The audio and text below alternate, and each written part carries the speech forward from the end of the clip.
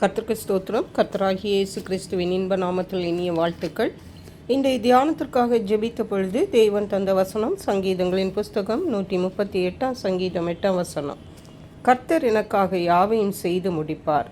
கர்த்தாவே, உமது கிருபை என்றும் உள்ளது. உமது கரத்தின் கிரியைகளை நகிழ விடாதிருப்பீராக. நம்முடைய கர்த்தராகிய இயேசு கிறிஸ்து தன்னுடைய பிள்ளைகளுக்காக யாவையும் செய்து முடிக்கிற தேவனாக இருக்கிறார். பல வேளைகளிலே இந்த உலக வாழ்விலே நாம் பல காரியங்களுக்காக யாராவது நமக்கு உதவி செய்ய மாட்டார்களா என்று நாம் தேடுவோம். ஆனால் தேவனுடைய பிள்ளைகளாகிய நாம் தெரிந்து கொள்ள வேண்டியது என்னவென்றால், நமக்கு உதவி செய்கிற ஒரு கர்த்தர் இருக்கிறார். அவர் நமக்காக யாவையும் செய்து முடிப்பார். அது பெரிய காரியமானாலும் சரி, சிறிய காரியமானாலும் சரி, நம்முடைய கர்த்தர் நமக்காக யாவையும் செய்து முடிப்பார். உதாரணமாக, இயேசு கிறிஸ்து மரித்த பொழுது அவருடைய சரீரத்தை கல்லறையில் வைத்தார்கள். 3ஆம் நாளில் அவர் உயிர் தெழுந்து விட்டார். ஆனால் ஸ்திரீகள் அவருடைய கல்லறை பார்க்க வந்த பொழுது அங்கே ஒரு பெரிய கல் வைக்கப்பட்டிருந்தது. அப்பொழுது அந்த ஸ்திரீகள், யார் நமக்கு இதை நமக்காக யார் புரட்டி தள்ளுவார்கள் என்று சொல்லி கொண்டிருந்தார்கள். அப்பொழுது தேவன் வானத்திலிருந்து ஒரு தேவ தூதனை அனுப்பி, அவர் இங்கே இல்லை, அவர் உயிர்த்தெழுந்தார் என்று அங்கே அவர்களுக்கு சொன்னதை பார்க்கிறோம். மட்டுமல்ல, அந்த கல்லை மேலும் அந்த தூதன், இதோ கர்த்தரை வைத்த இடத்தை வந்து பாருங்கள் என்று சொல்லி அங்கே கல்லறைக்குள்ளே அவர்களுக்கு காட்டி கொடுக்கிறதை பார்க்கிறோம். அருமையான கர்த்தருடைய பிள்ளைகளே, இதை மத்தேயு 28ஆம் அதிகாரத்திலே நாம் வாசிக்க முடியும்.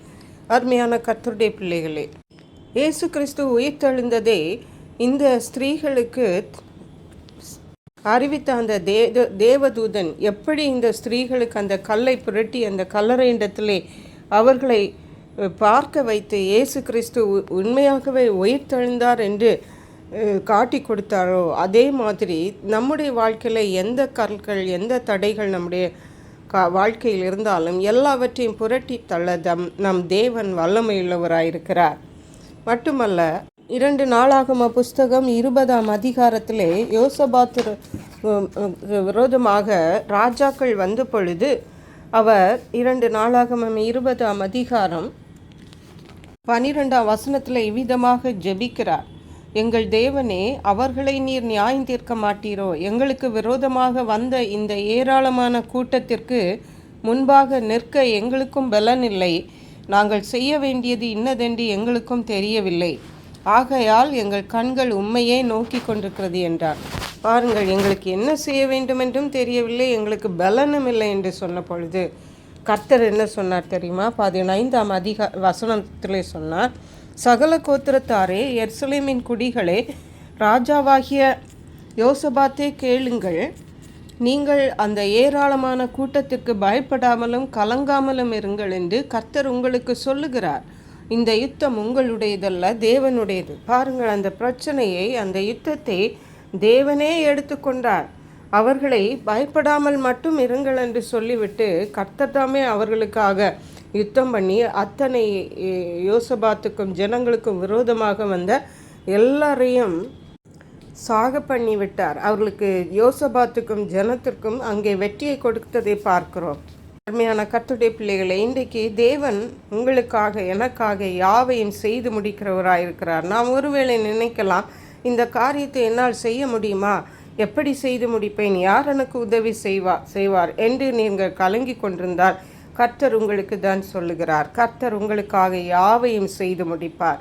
கர்த்தர் தாம் அந்த வார்த்தைகளை ஆசீர்வதிப்பாராக. ஜெபிப்போம். எங்களை கிருபையா நேசித்து பாதுகாத்து வழி நடத்துகிற எங்கள் அன்பின் தகப்பனே, ஆசீர்வதிக்கப்பட்ட இந்த நல்ல நாளுக்காக நன்றி. இந்த நாளிலும் கர்த்தர் எங்களுக்காக யாவையும் செய்து முடிக்கிற தேவனாய் இருக்கிறேன் என்பதை திட்டமும் தெளிவுமாக எங்களோடு பேசியிருக்கீங்க. அப்படியே எங்களுக்கு இருக்கிறபடியால் நன்றி, செய்கிறபடியால் நன்றி. நன்றி பரிசுத்த ஆவியானவரே.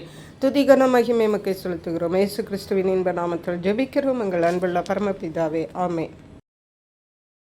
இயேசு கிறிஸ்துவின் சுவிசேஷம் ஒவ்வொருவரையும் சென்றடையும்படியாக இந்த செய்தியை உங்கள் நண்பர்களுக்கு அனுப்பி வைக்குமாறு தாழ்மையுடன் கேட்டுக்கொள்ளுகிறேன். கர்த்தர் தாமே உங்கள் அனைவரையும் அபரிதமாய் ஆசீர்வதிப்பாராக.